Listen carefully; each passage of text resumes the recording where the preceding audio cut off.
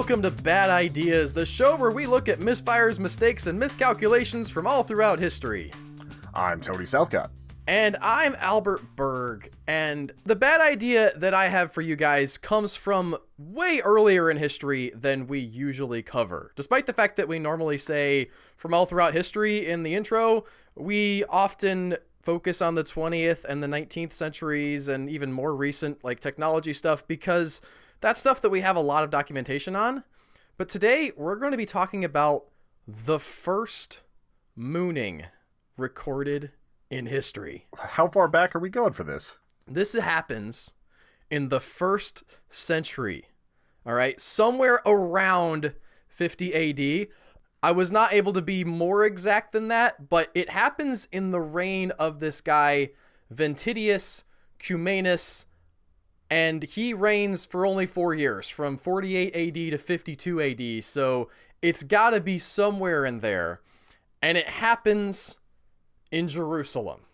And at this point in history, Jerusalem has been essentially the vassal of another country for like 600 years. It hasn't been the same country. You start off with Babylon coming in and taking over them, and then they pass on to the Persians, and the Persians pass on to the Greeks, and at this point in history, the Greeks have passed Jerusalem on to the Romans. But the Jews and the Romans, in particular, really don't get along. And the reason they don't get along is because of religion. All right? They don't talk religion and politics, right? And the Jews and the Romans are definitely butting up against each other over religion and politics because the Jews say there's only one God. And the Romans say, actually, there's a lot.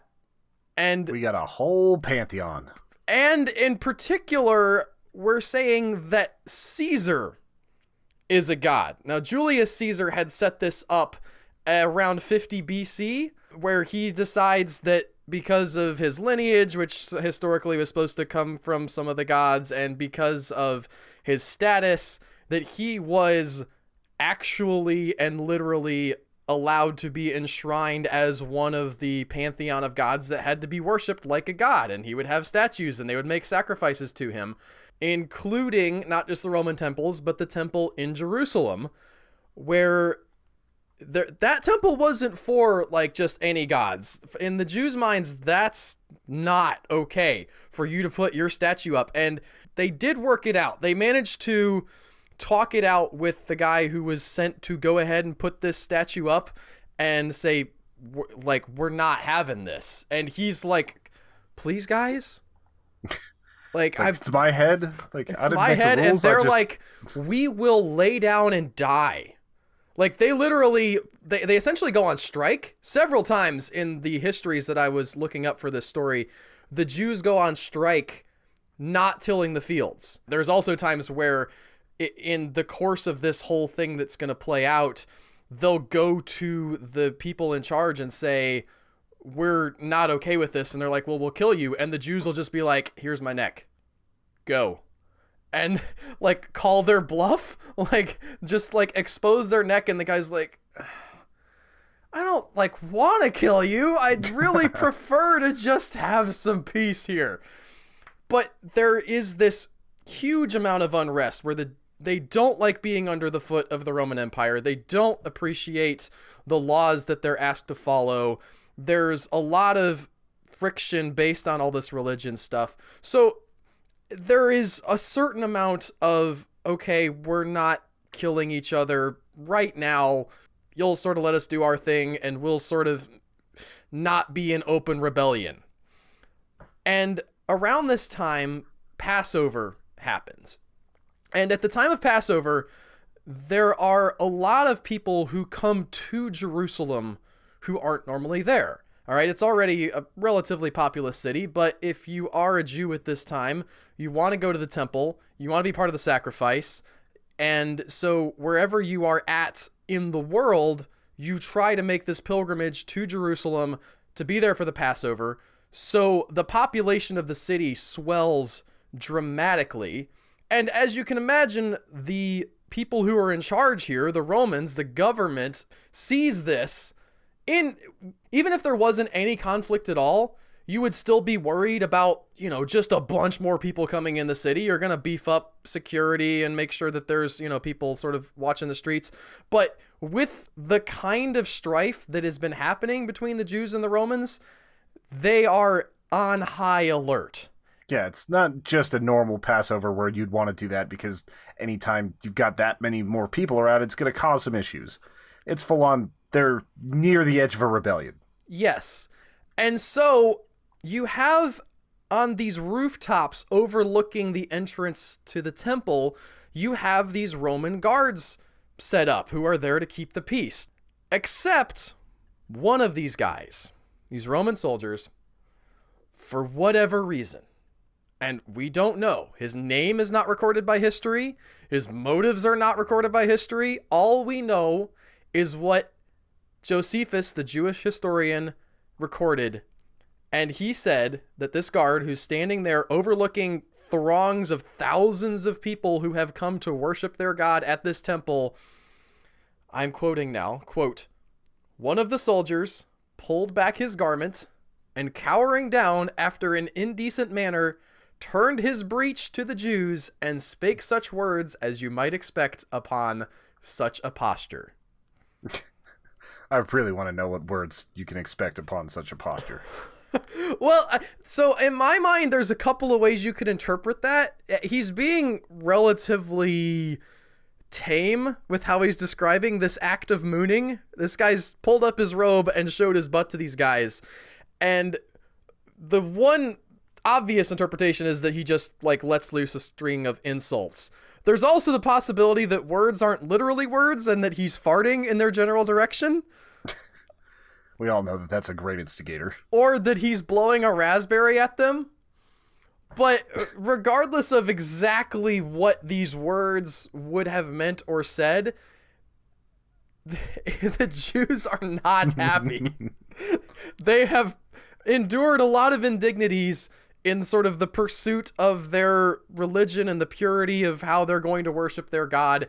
And they have just been massively insulted by the symbol of the people who are trying to take that away from them.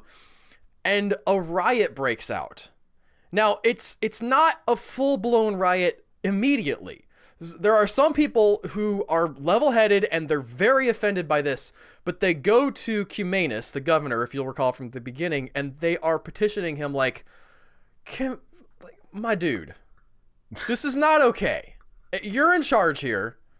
This really offensive thing has happened. You gotta call this guy on the carpet. He needs to be punished. The problem is, as they're having this grown-up response conversation where they're trying to smooth it all over and do the thing where they've talked it out in the past, it's for varying levels of success. All right, this is from the second book of the Wars of the Jews that Josephus wrote, so there's a lot of conflict in their past. While they're trying to smooth this over, some of the people in the crowd have not been so level-headed, and they've picked up stones and started throwing them at the soldiers. And Cumanus decides, we can't have this.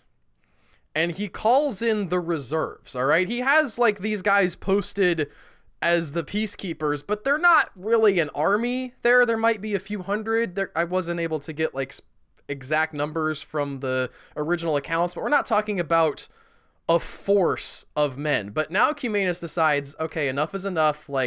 People are throwing stones at my guys. I'm here to keep the peace. I am calling in the backup.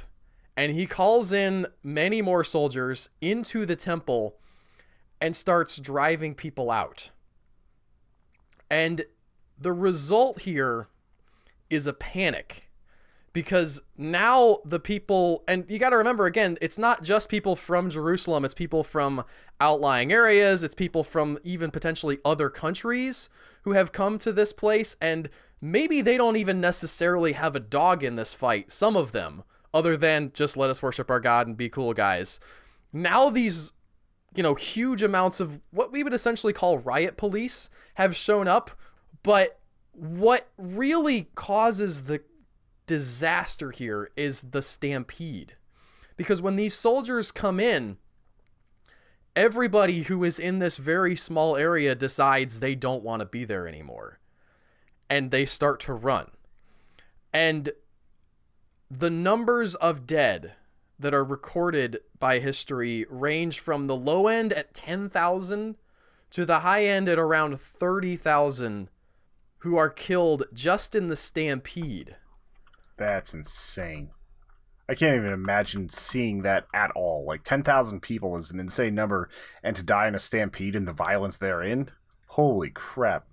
It's unsettling. I've seen sort of modern equivalents, not personally, but I've like read about mob mentalities and what can happen, and just the act of like everybody pushing to get in a place. You might not even fall down, but you can be so compressed by the crowd that you're not able to breathe.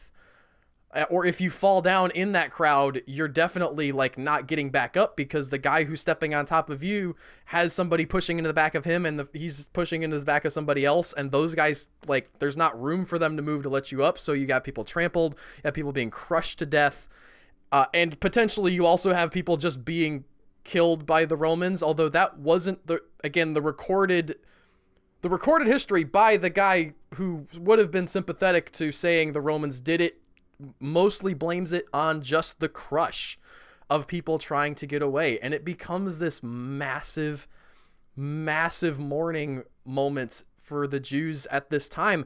And I don't want to slip into hyperbole here, or rather I do want to, but I want to temper this by saying there's a lot of things that lead up to this and come after this. But it's worth noting that around 10 years, 15 years after this conflict is really going to kick into gear. At AD 66, the Jews finally decide that they have had enough, and they try to rise up against their Roman counterparts.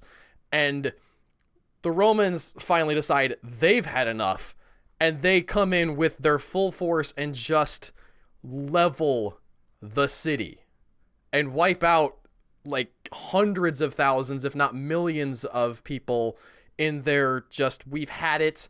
You guys have been a thorn in our side for like hundreds of years now. Now you're like trying to rise up and throw off your government. No. And this is definitely a domino in that chain. This contributes to that ultimate destruction where these guys could not find a way to get along. They could not figure out how to peaceably live alongside of each other. And it ultimately cost them. It cost everybody, really. I mean, Cumanus loses his seat over this. Maybe not over this exact thing, but just over the fact that... Oh, for not maintaining the peace. Yes. Him and some of his other guys, with this and along with another situation where he doesn't immediately dispense justice over a guy who's killed by the neighboring area called the Samaritans, Julius Caesar essentially like has him called on the carpet and other people pulled in, but it doesn't help the situation. Like I say Julius Caesar, this is a new Caesar from before, not the original Julius Caesar. He might not even be called Julius, but there's a lot of people who were named the same at this time. It was even tricky doing the research for the timeline because of trying to figure out like when in time things happened, and the Wikipedia page was actually wrong about when this incident happens, Tony. I was so excited. This was going to be in AD 66, and it like literally kicks off the Jewish rebellion and the ultimate destruction of Jerusalem, but I dug into it and the facts did not support that. I wanted that to be the story so bad. This was the full thing, not the precursor like 10 years prior. Yes. But, you know, sometimes history doesn't stand up to your cool story. Yeah. That would be stupid truth. Yeah, especially whenever you want to say Jerusalem was destroyed because of a mooning. It was a Roman soldier. I don't know like which side I expected to moon, but I think it's weirder that it's like the Roman soldier. It's such an odd thing.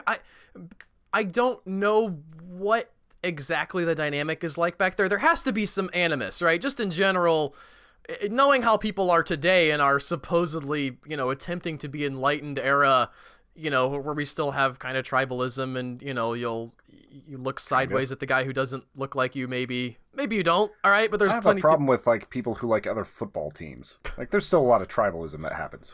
Yes, and so you can see where this guy's like, These idiots. Maybe he's bored. Maybe it's like close to the end of his shift. He doesn't. Maybe somebody dares him to do it. Yeah. Possibly. He's just got a satchel full of wine or a sleeve or whatever it is, like the skins. That's it. I can't imagine this guy anticipated the level of response and just carnage that would have happened because of his idiotic actions, but we'll never know. So it's lost to history. The bad idea today is mooning. Don't do it. You could kill upwards of 30,000 people. Ugh. Mooning leading to squishing. It's just so visceral. It's so messed up. It's one of those great stories where you're like, this is hilarious and equally horrifying. Like, your brain wants to laugh about like he showed him his butt, and then you're like, oh, there's so many people died. Yeah, it reminds me of the scene in Braveheart where like the entire Scots people are just like brandishing, like just mooning the entire army across the way. But that's a whole army doing it before a fight. This is a little bit different, and also not historically accurate for that movie. So we're not talking about Braveheart. But yes, the lens of history and the length of time it was ago, I think, lets us view it a little bit more humorously. But definitely at the time, we're talking about like something that the country would mourn, for years and years to come. Just like, can you imagine 30,000 Americans dying at a single time over anything? Even 10,000, right? We talked about the I thought about the Las Vegas shooter, where 50 people died in a single event and several hundred more were wounded, and we look at that as being some kind of carnage. For the fact that you would have more than 1,000 die. I mean, this is more people than died in 9/11 by a lot. Yeah, like 3 times more at the low end. It could in be a 10 smaller city. I mean, we're talking about a much earlier time when there was this much smaller, population. So the dent that this makes in the population of the entire city, it's just the magnitude of it, I think, is difficult to imagine in the modern day. And the historians of the time, I think, record it relatively dispassionately, but it must have been so just like devastating to have this happen. Yeah, it's like everybody in Jerusalem had to have known people that died in that event. For sure. Every single person had to have known somebody. And it probably affects your workforce, right? Like, how many people are there to do the work? Like, the economy's impacted. It probably affected the future rebellion, too, because if you're going up against the Roman legionnaires, you need everybody. This is all just sort of speculation and trying to fill in the gaps on my part, obviously, but it's a fascinating story. I wish we had more info on it, but I pulled up as many sort of original sources as I could, and it's just a kind of a footnote in the many, many trials and tribulations that the Hebrew people have been through in their long existence, and somehow they managed to hang on, Tony. Yep. Anyway, that is all I have for this story of the first mooning, Tony. I appreciate everybody listening. If you like this, don't forget to subscribe on whatever podcast app that you happen to favor. Don't forget, if you have bad ideas, you can send them to @HumanEchoes on Twitter or badideashow@gmail.com. That's our email address. And just let us know what you would like to hear us cover. And we'll see you guys next week with something else. Yep. Also, check out our YouTube, youtube.com/HumanEchoes. We do a lot of cool gaming content and all sorts of other stuff. We will talk to you guys very soon. Have a good day. Bye.